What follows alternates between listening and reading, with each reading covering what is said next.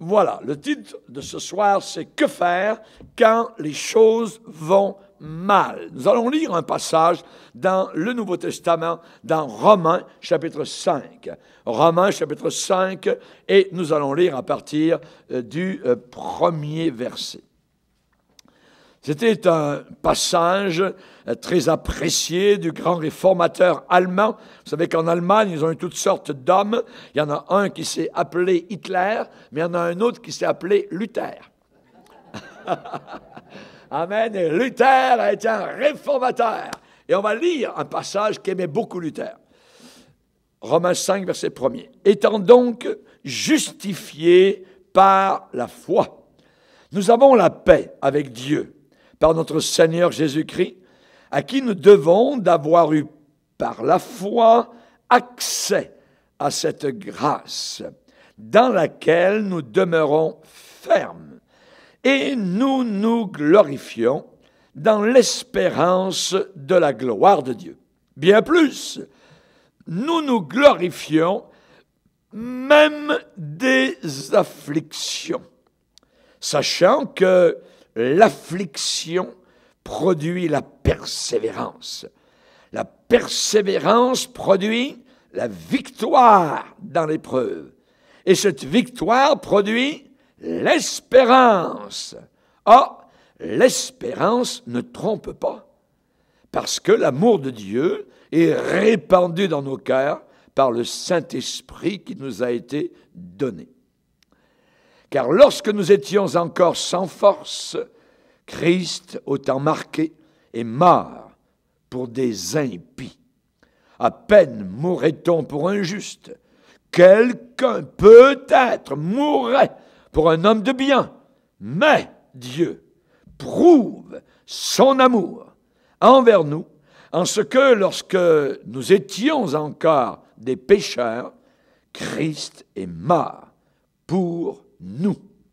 À plus forte raison donc, maintenant que nous sommes justifiés par son sang, serons-nous sauvés par lui de la colère.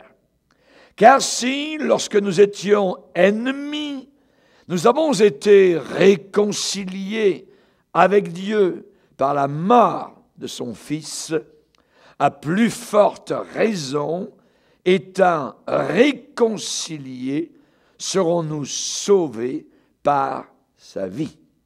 Et non seulement cela, mais encore, nous nous glorifions en Dieu par notre Seigneur Jésus-Christ, par qui maintenant nous avons obtenu la réconciliation. Êtes-vous réconciliés? Amen. Oh, Seigneur, il est merveilleux. Amen. On avait un ennemi auparavant. Il s'appelait Dieu. Hein? Et on disait, toi là-haut, si j'étais à ta place, je ferais ceci, je ferais cela. Voyez? Mais maintenant, nous sommes réconciliés. Amen. Par le sang qui a coulé à la croix du Calvaire, maintenant, d'ennemis que nous étions, nous sommes passés amis. Amen. Nous sommes amis de Dieu. Que Dieu soit béni. Seigneur, nous sommes devant toi, nous te bénissons. Nous venons de lire un texte sacré. Nous venons de lire un passage dans ta parole qui nous émeut au tréfonds de nos âmes, de nos cœurs, de nos entrailles. Nous te bénissons car ta grâce est incommensurable. Nous ne la comprenons pas et pourtant nous la vivons, nous l'avons acceptée, reçue dans nos vies et nous l'avons vécue. Nous savons que nous sommes sauvés par ta grâce. Merci Seigneur. Veuille bénir en ces moments, Seigneur, cette sainte parole qui encore ce soir sera annoncée et qu'elle puisse pour nous être, Seigneur, un aliment solide, je dirais une viande, Seigneur, qui puisse nous tenir à l'estomac dans la bataille de la fin des temps, dans ces jours difficiles dans lesquels nous sommes. Nous ne sommes pas sans secours et sans recours. Nous t'avons, Seigneur. Tu es autour de nous, tu es en nous, tu es avec nous, tu es appelé Emmanuel, Dieu avec nous. Merci Seigneur, au nom de Jésus, Amen. Et tout le peuple dit, Amen. Gloire à Dieu. On peut s'asseoir, frères et sœurs. Alléluia. Alléluia. Gloire à Dieu. Merci Seigneur. Quelle joie de servir Dieu. Quelle joie de prêcher l'Évangile. Amen. Alléluia. Quand j'étais petit, quand mon fils était petit, à l'école, ses camarades lui posaient la question, « Ton père s'est fait quel métier ?» Il ne voulait pas dire que j'étais pasteur. Il dit, « Mon père, il est toujours en vacances. »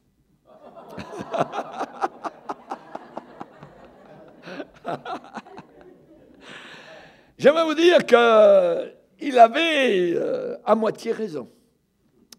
Parce qu'avec le Seigneur, c'est une paix, c'est une joie, c'est une vacance, c'est quelque chose qui est merveilleux de le servir avec joie. Ce soir, nous allons voir une question. Que faire quand les choses vont mal? J'aimerais vous rappeler une histoire que j'ai déjà dite il y a quelque temps ici à l'église. C'est une légende orientale. C'était un grand sultan du Moyen-Orient qui un jour a ordonné à son grand scribe de compiler une histoire de l'humanité, une histoire de toute la race humaine, et l'a envoyé au travers des mers, des sentiers, des chemins du monde.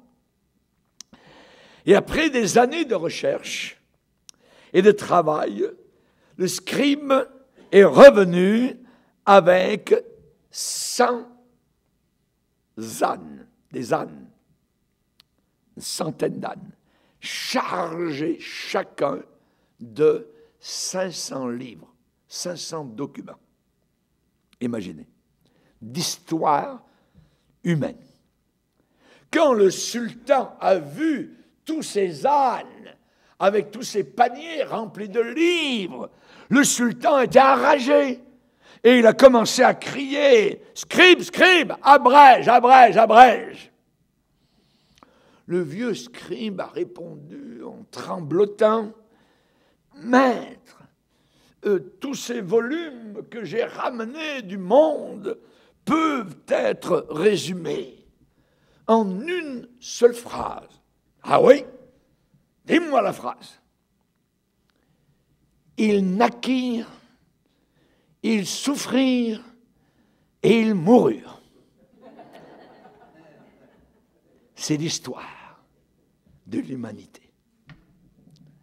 Ils naquirent, ils souffrirent et ils moururent.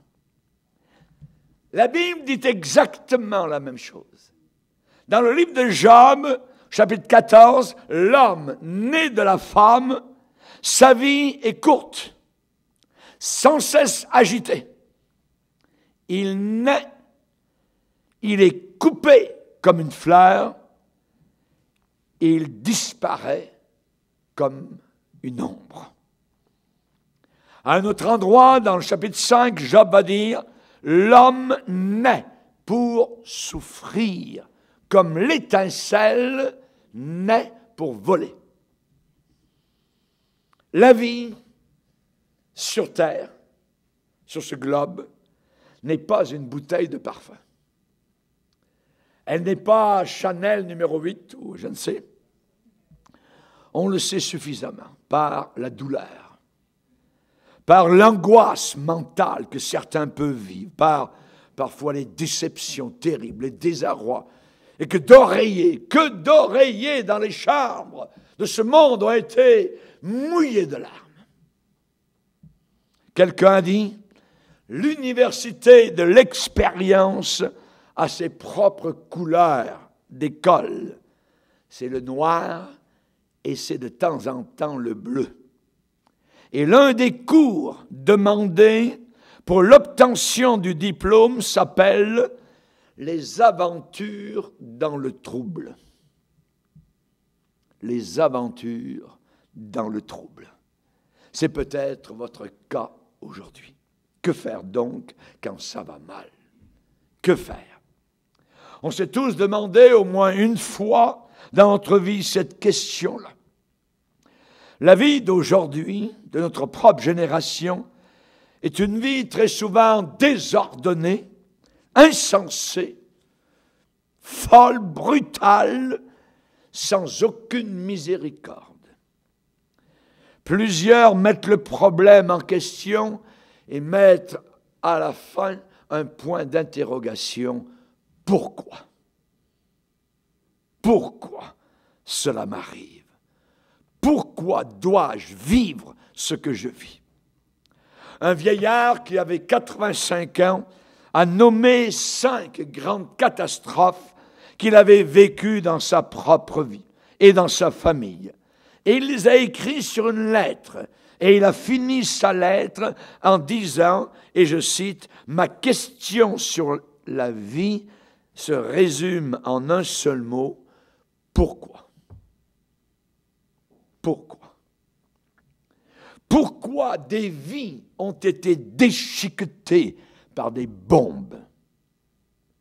Pourquoi des bébés, des enfants ont été tués dans des guerres insensées?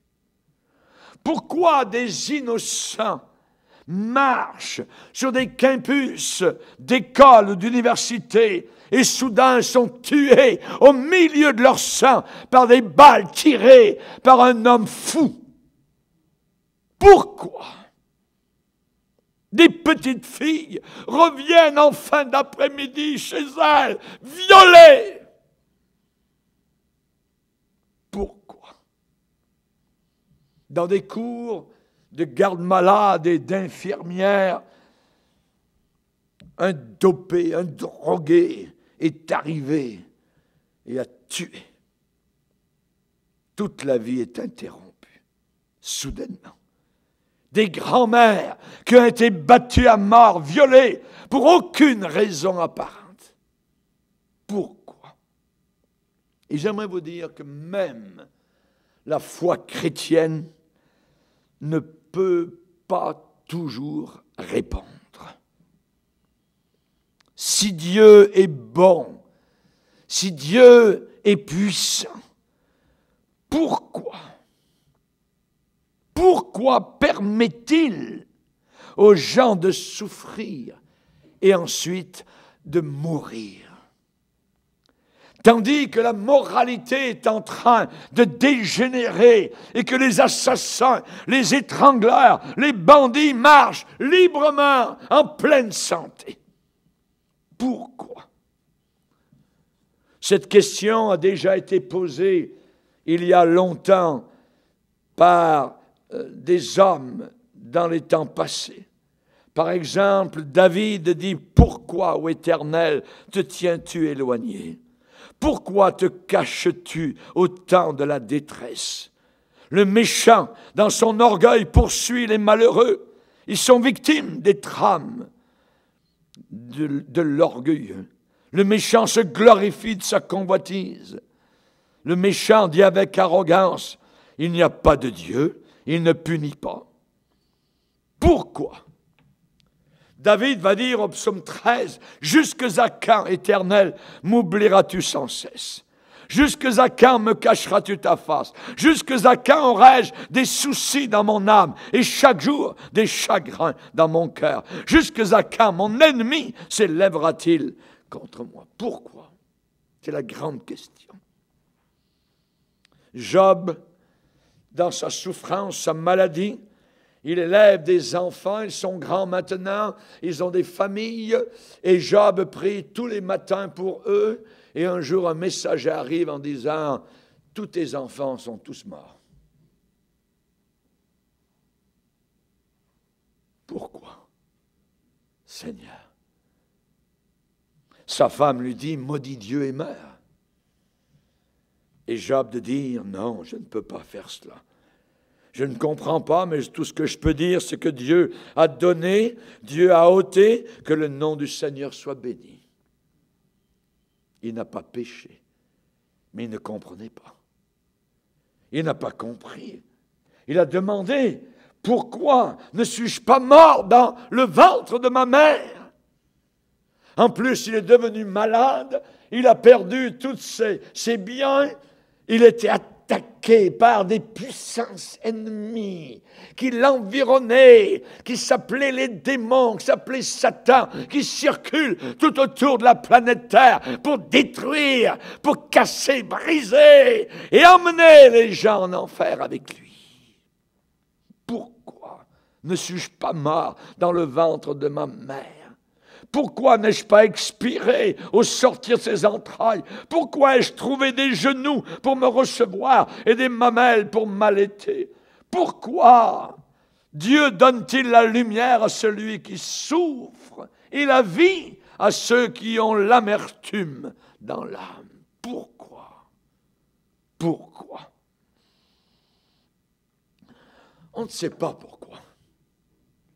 Une des questions de base de l'existence humaine, c'est celle-là. Et personne n'a été capable de trouver une réponse pleinement satisfaisante, même pas dans la Bible. Mais une chose est certaine, c'est que tant qu'on se tient là à dire pourquoi nous restons au point mort, nous n'avançons pas. Il y a une autre approche à la question.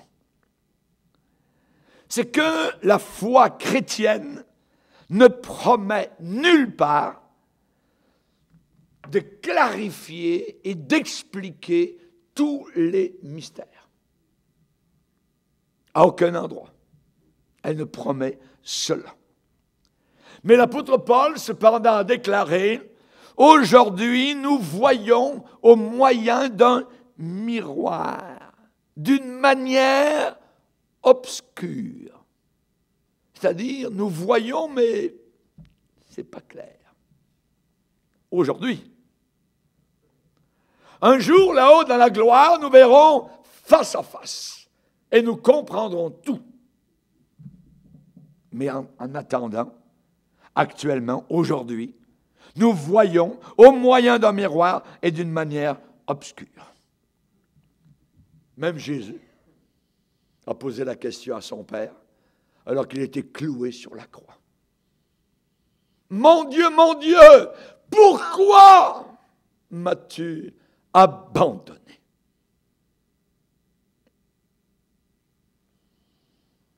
Jamais Jésus-Christ a dit « Je vais vous expliquer tous les mystères du monde. » Jamais Jésus a dit « Je vais vous enseigner afin que vous compreniez la vie, les souffrances et la mort. » Jamais. Mais il a dit « J'ai vaincu le monde. » Veux-tu me suivre? Veux-tu suivre un vainqueur? J'ai vaincu le monde. C'est lui qui a les clés de la vie, de la souffrance et de la mort. Il a vaincu tous ces mystères, même si moi, je ne les connais pas encore. Le chrétien, ce n'est pas quelqu'un qui a analysé la vie. On va laisser ça aux savants. Le chrétien, ce n'est pas quelqu'un qui a compris tous les mystères de la vie. On va laisser ça aux philosophes, à Jean-Jacques Rousseau, puis aux autres. Mais le chrétien, c'est quelqu'un qui a conquis la vie. Et qui, le jour de sa mort, peut regarder la mort en face et dire « Ô mort, où est ta victoire? Christ est ma vie et la mort m'est un gain. » Alléluia. Que Dieu soit béni. Même si entre ces moments-là, nous ne comprenons pas tous les mystères et les pourquoi de ce qui nous arrive, Le chrétien est en contact avec celui qui est au-dessus de la vie humaine. Amen. Le chrétien n'est plus à la merci des vicissitudes de cette vie mauvaise ici-bas. Il y avait un martyr chrétien des premiers siècles qui s'appelait Justin Martyr. Et lui, savez-vous comment il est mort? Il est mort rôti jusqu'à la mort sur une horrible grille. Ils l'ont fait brûler. Ils le haïssaient. Après l'avoir cuit à feu lent, pendant un certain temps, Justin a regardé ceux qui le torturaient et imaginé, en souriant, il a dit à ses bourreaux, « Tournez-moi de l'autre côté, parce que ce côté est bien cuit et il est fini. »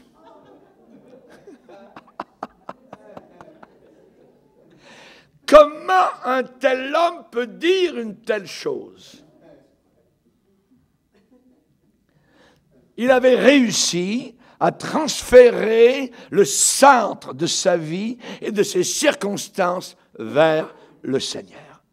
Et il n'était plus à la merci de ses tortionnaires.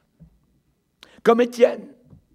Alors qu'Étienne reçoit des cailloux sur son visage et que le sang coule, il dit « Je vois le ciel ouvert et Jésus debout à la droite de la majesté divine. » Et il va tomber avant sa mort en sortant cette parole merveilleuse, « Père, ne leur impute pas ce péché. »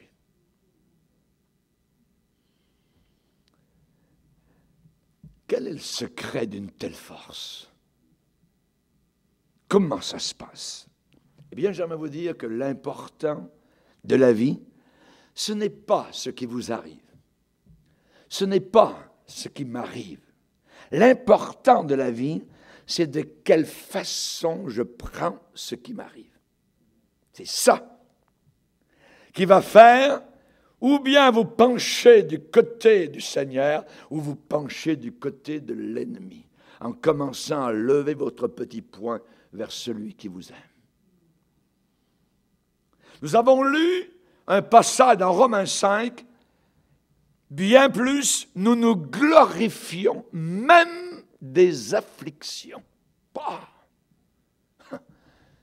Se glorifier des épreuves, se glorifier des afflictions. Une autre version va dire, bien plus, nous triomphons même dans nos troubles. Nous triomphons même au milieu de nos troubles, sachant que l'affliction produit la persévérance. Et la persévérance produit la victoire au milieu de l'épreuve. Alléluia. J'aimerais vous dire ce soir que vous pouvez émerger de n'importe quelle situation et en sortir meilleur. De n'importe quoi. De n'importe quelle situation.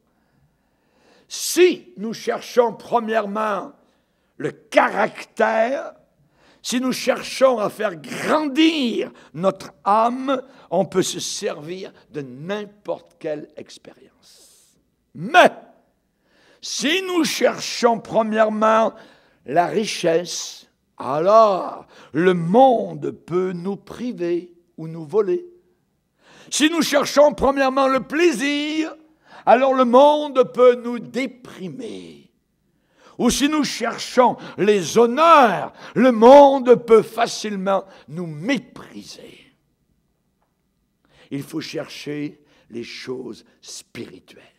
Et vous êtes au bon endroit aujourd'hui. On peut se servir de n'importe quel ingrédient que la vie nous apporte. Le bonheur, la joie, oui, c'est bien.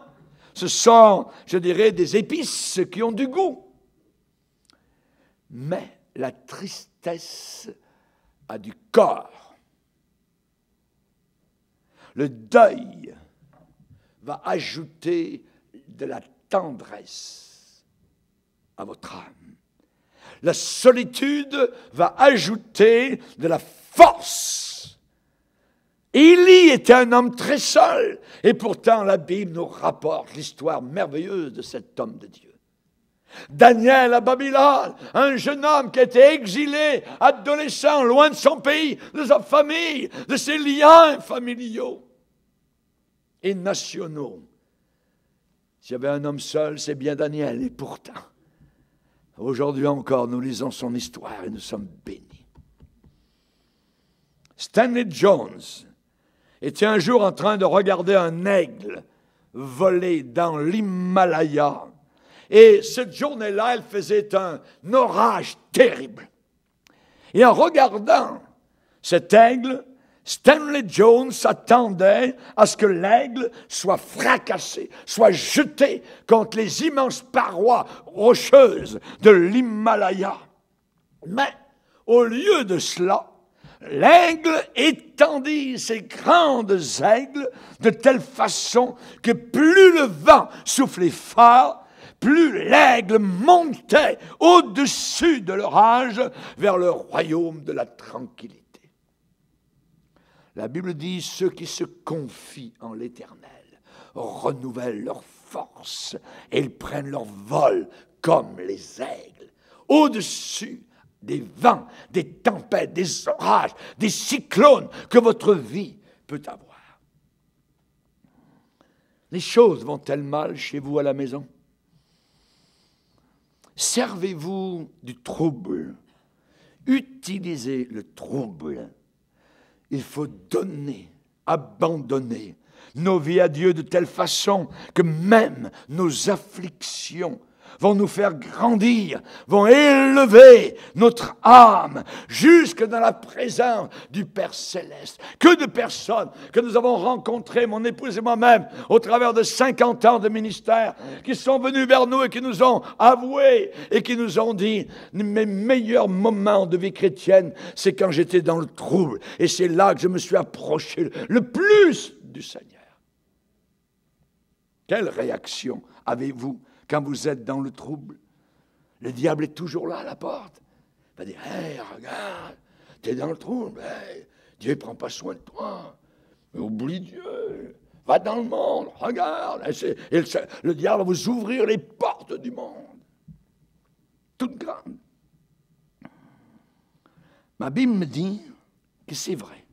Toute chose n'arrive pas toujours bien.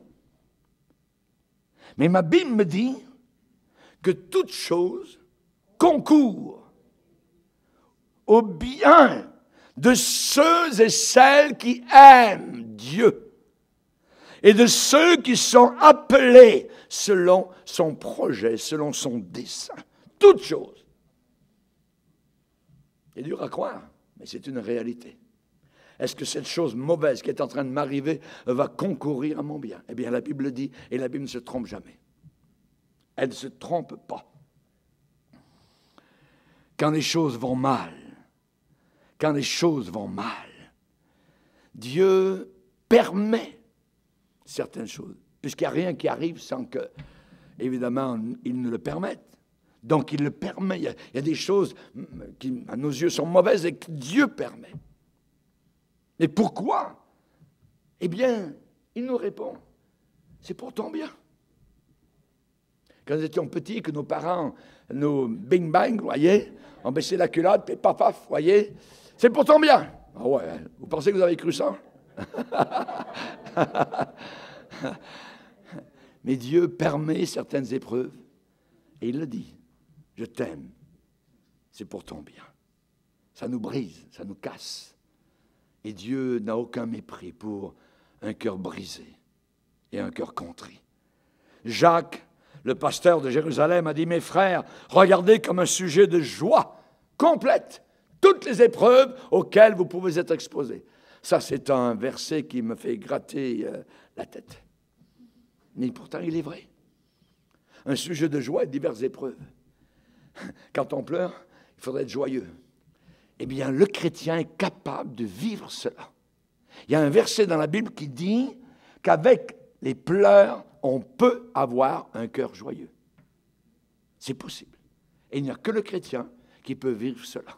Malgré les épreuves, malgré ce que vous avez perdu, malgré le mépris, malgré ce qui vous arrive au travail, à la maison, à la famille, au bureau, ou quoi que ce soit. Cependant, si vous avez tout perdu, et si vous avez Jésus, vous n'avez rien perdu. Vous avez le meilleur. Vous avez le meilleur. Alléluia. Gloire au Seigneur. Es-tu dans une situation impossible? Dieu nous place dans des situations qui sont parfois absolument impossibles. Pourquoi? Il veut que nous apprenions à lui faire totalement confiance, plutôt que de se tourner nous-mêmes vers nos voies normales. nous avons besoin de persévérance. Les preuves peuvent nous casser et nous arrêter sur le chemin du salut. L'apôtre Paul a écrit aux Galates en disant « Qui vous a arrêté ?» Ils avaient reçu toutes sortes d'épreuves, de difficultés, de fausses doctrines, et ils s'étaient arrêtés. Stoppé. Paul va dire, cette influence ne vient pas de celui qui vous a appelé. Elle vient de l'ennemi. L'ennemi voudrait que vous arrêtiez, stoppiez de servir le Seigneur, de prier Dieu, d'avoir confiance en Dieu. Il n'aime pas ce genre-là. Il vous hait. Jésus dit, si le monde vous hait, sachez qu'il m'a haï avant vous. On n'est pas plus que le maître. Alors c'est la persévérance. Il faut persévérer, il faut foncer dans le cyclone, on rentre la tête dans les épaules et on fonce de l'avant. Le sentier est toujours le même, c'est le sentier étroit, mais Jésus est devant nous. Et il va nous conduire. En plus, parfois nous voyons, il nous tend la main. Quand c'est difficile, derrière, on lui prend la main et nous prend. On a besoin de cela. On a besoin de lui. La persévérance, nous dit la Bible, produit la victoire dans l'épreuve. L'épreuve de votre foi. Notre foi est éprouvée. Dieu veut savoir. Quand c'est dur, est-ce qu'il va continuer à croire? Est-ce qu'il va continuer à aller à l'église? Est-ce qu'il va continuer à me louer, à m'adorer? Alors qu'il a envie uniquement de rester chez lui, d'abandonner, de retourner vers le monde, d'aller s'asseoir dans une salle noire de cinéma. Comment va-t-il réagir? Dieu veut savoir. Notre foi sera éprouvée. N'oubliez pas que nous sommes en train de courir dans la course de la vie. Et personne ne sera couronné s'il ne demeure pas à l'intérieur des règles du Seigneur. La Bible, c'est notre livre de règles, de règlements. Et c'est par elle que moi, que toi, que nous tous, nous serons jugés devant le trône éternel, évalués à la fin de notre vie par le Dieu Tout-Puissant. La Bible dit, courons avec persévérance dans la carrière qui nous est ouverte, ayant les regards sur Jésus. Je cours dans la voie de tes commandements, psaume 119. Philippiens 3, Paul va dire, je fais une chose, pas 10, une seule, oubliant ce qui est en arrière et me portant vers ce qui est en avant. Je cours vers le but pour remporter le prix, gagner le prix de la course. La Bible a beaucoup à dire sur ce qui se passe entre votre oreille droite et gauche dans votre coco. La Bible a beaucoup à dire sur votre pensée. Savez-vous que ce que vous êtes véritablement, ce n'est pas ce que les autres voient. Ce que vous êtes véritablement, c'est ce que vous êtes dans votre tête. C'est ça que vous êtes. Et vous le savez. Un homme, nous dit la Bible, est exactement tel que sont les pensées de son âme. Vous êtes exactement ce que vous pensez. Comme un homme pense, ainsi est-il.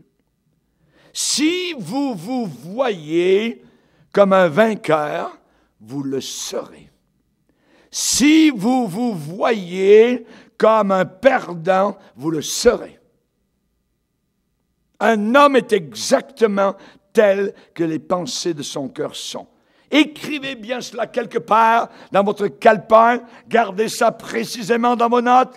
Le moi que je vois, c'est le moi que je serai. Un homme est tel que sont les pensées de son âme. Ressentez-vous que votre vie a été complètement détruite à cause de vos propres choix misérables? Peut-être vous pensez que vous êtes maintenant bien trop âgé pour essayer de nouveau.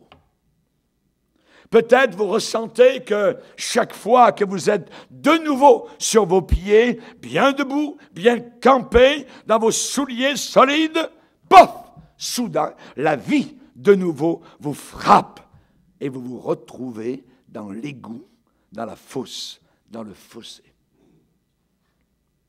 Je vais vous dire quelque chose. La pensée, l'esprit d'un champion. Où se trouve l'esprit d'un champion? L'esprit d'un champion se trouve dans le palais de la persévérance. C'est là que sa pensée se trouve. Il veut être champion. Il va persévérer. Qu'est-ce que ça veut dire pour nous chrétiens? Ça veut dire demeurer ferme. Demeurer ferme, tenir bon. Et vous allez avoir besoin de ça. Parce que nous avons des nouvelles. Nous avons des nouvelles. Ce que les gens lisent, les millions de personnes autour de nous. La société devrait accepter les pédophiles.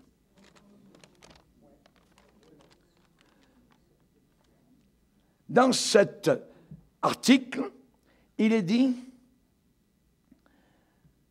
c'est la transmutation des valeurs qui est en train d'arriver. Actuellement, l'anormal va devenir de plus en plus normal et le normal va devenir anormal. Je pense que nous, les chrétiens, nous sommes normaux, mais aux yeux de cette société, nous allons de plus en plus devenir anormaux.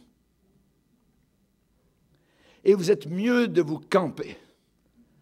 Vous êtes mieux d'être bien saisi dans les Écritures parce que vous allez être balayé par un cyclone qui veut vous ôter de la présence du Seigneur. Il faut tenir bon, il faut continuer, il faut se maintenir, il faut durer, subsister, être fidèle. Ne pas s'arrêter, ne pas flancher. On parle d'assiduité. On parle de ne pas cesser, de ne pas faiblir, de ne pas renoncer. On parle d'être constant, ferme, fixe, inébranlable, opiniâtre, tenace, patient. Le contraire, eh bien, c'est ce que beaucoup vont faire et ont déjà fait, c'est changer de direction. Ce que j'ai cru dans le passé, ce livre, oui, c'est bien beau, mais il est un peu dépassé. Et je pense que maintenant, il faut passer à une idée postmoderne, un peu plus élaborée, blablabla, blablabla. Le diable.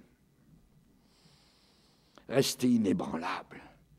Décidez. Make up your mind. Ça veut dire rester tenace, résolu.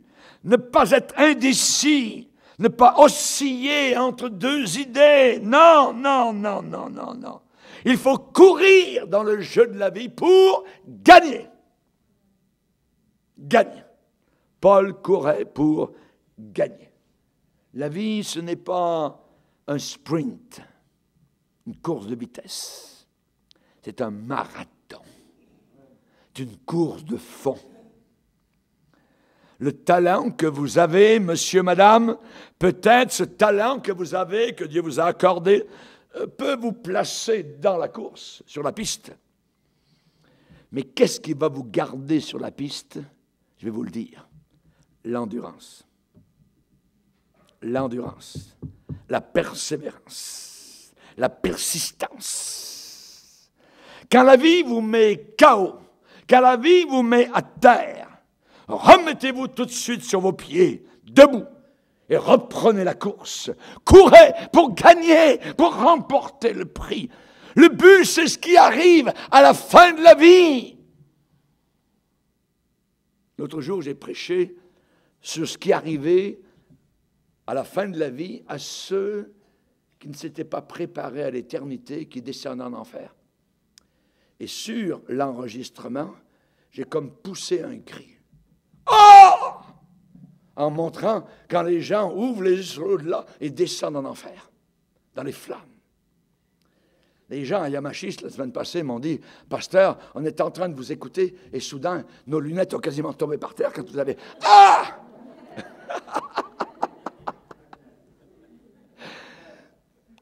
Certainement. Certainement.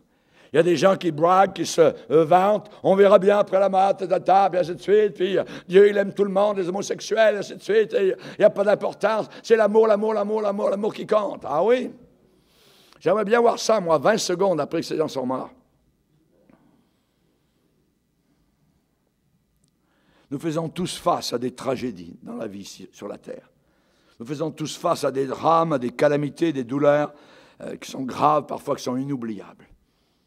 On fait tous face sur la terre à des blessures béantes, parfois à des catastrophes.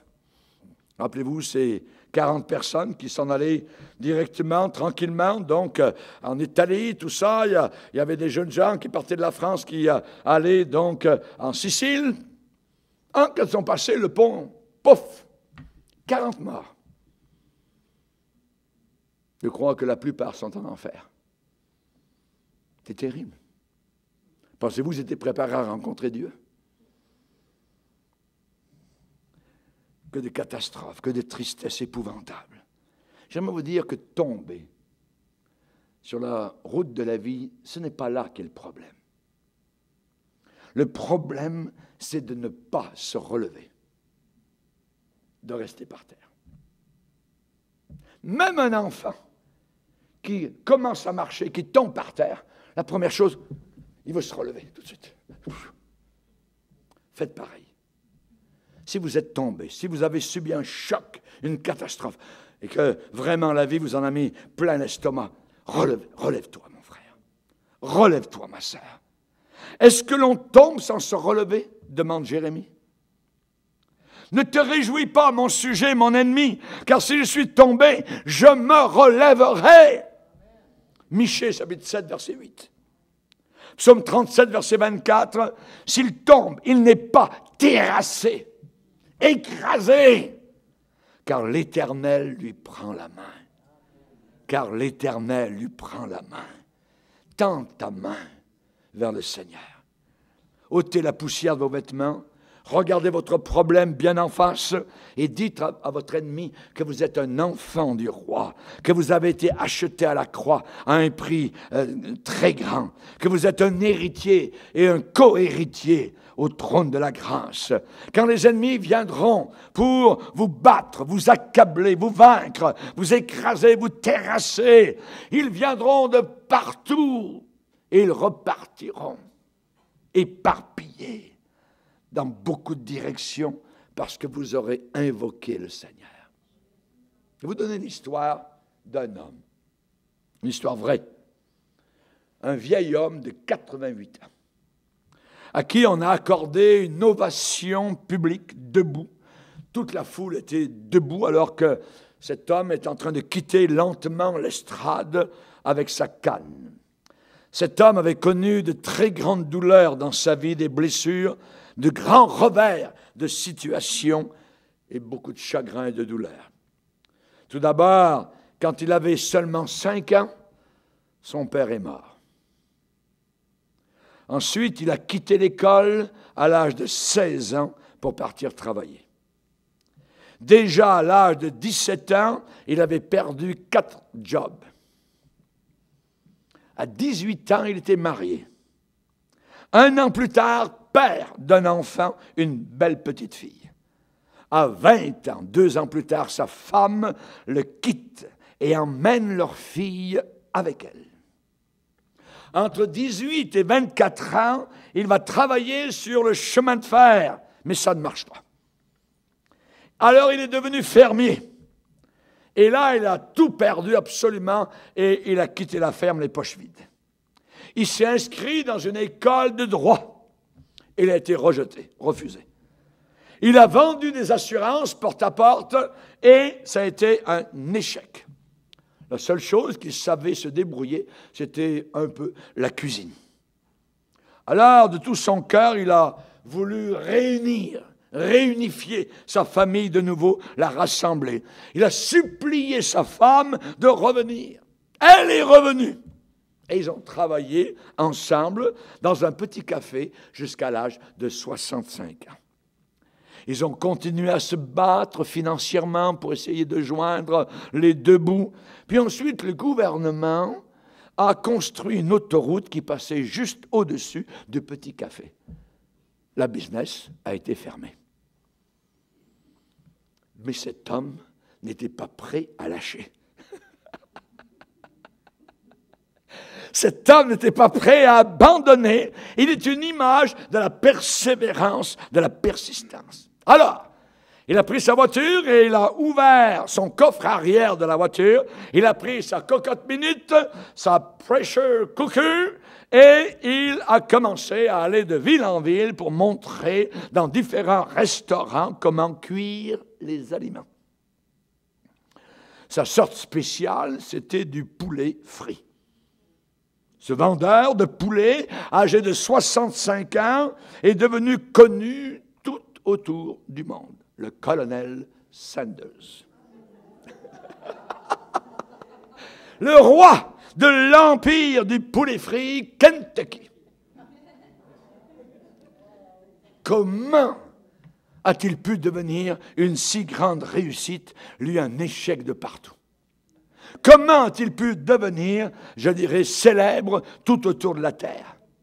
Un seul mot, la persistance, la persévérance, ne pas lâcher. Parce que la persistance a le dessus sur la déception, sur le découragement, sur la résistance et la faiblesse. Quand tout le reste est un échec, la chose à essayer, c'est d'essayer de nouveau. Essayez de nouveau, recommencez de nouveau une fois de plus. La personne qui veut vraiment faire quelque chose va trouver le moyen, va trouver le chemin. L'autre personne va simplement trouver une excuse pour s'esquiver et se retirer, retourner. Si vous voulez vaincre dans cette vie, et la vie est une bataille, alors vous devez refuser de lâcher. Vous devez refuser d'abandonner. Dans l'Église, ici, nous avons un merveilleux cantique. Je n'abandonnerai pas. Amen. Je ne me rendrai pas. Amen. Alléluia. La persévérance.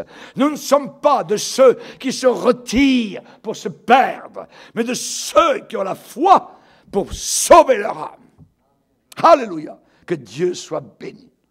Dans chaque bataille, votre pensée, amen, votre point de vue, votre perspective, votre vision des choses, c'est la clé de votre échec ou de votre réussite.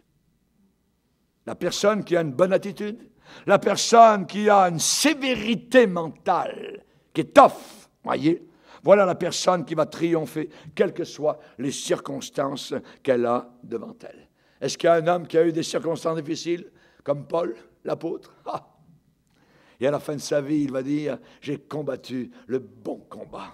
J'ai achevé la course. J'ai gardé la foi. Désormais, la couronne de justice m'est réservée. Refuse, mon frère, d'abandonner les buts, les objectifs de ta vie. Ma sœur, refuse de reculer, de te retirer simplement parce que tu as des retours de manivelle, des setbacks, parce que tu as des déceptions. Tout le monde en a. Refuse de lâcher devant les déceptions personnelles, professionnelles ou financières. Paul a dit, je cours vers le but, oubliant ce qui est en arrière. Oubliant ce qui est en arrière. Ce monde autour de nous aujourd'hui veut toujours nous ramener vers le passé, vers le passé. Le psychologue va dire, allonge-toi sur le divan, raconte-moi ton passé, tout ça. Il veut faire remonter toute la poubelle du passé. Ma Bible me dit, si quelqu'un marche avec le Seigneur Jésus, les choses anciennes sont passées. Maintenant, toutes choses sont devenues nouvelles. Alléluia. Alléluia. Gloire à Dieu. Que Dieu soit béni. Je cours vers le but. Gardez vos yeux sur le but. Ne regardez pas en arrière. Courez de façon à gagner, à remporter le prix. Amen. Voulez-vous faire partie de l'équipe A1 de Dieu? Amen. Alléluia. Gloire à Dieu. dans la chaleur de la flamme de la guerre spirituelle, au milieu de la nuit la plus obscure, sombre et noire, alors que vous êtes face à une tragédie à déchirer votre cœur, quand votre vie est remplie de tristesse, courez, allez de l'avant. Quand tout semble perdu, sans espoir aucun, va de l'avant. Quand tes rêves sont totalement brisés, sans espoir, cours, va de l'avant. Quand tes amis t'ont abandonné, cours, va de l'avant. La bataille appartient à Dieu.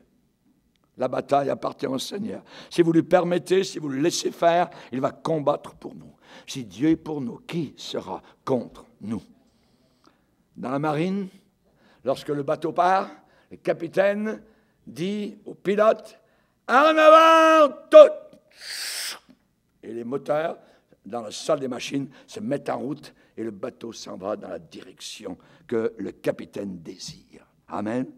Alléluia. Toujours en avant. Toujours en avant. Amen. Continue à aller de l'avant. Ne t'arrête pas par rapport à tes erreurs passées, tous tes péchés passés. La différence entre le possible et l'impossible repose dans ta persévérance, dans ta persistance. Pour tous les champions, le sentier de la victoire, c'est la persévérance. Courez pour gagner. Soyez un champion pour Dieu, pour Jésus-Christ, dans un monde rempli de peureux, de faibles, de poltrons, de lâches, de déserteurs, de froussards. Fonce de l'avant. Adapte ta pensée à l'idée d'un champion. Tu es un champion en formation. Tu es une championne en formation. Ma sœur, que Dieu soit béni. Amen.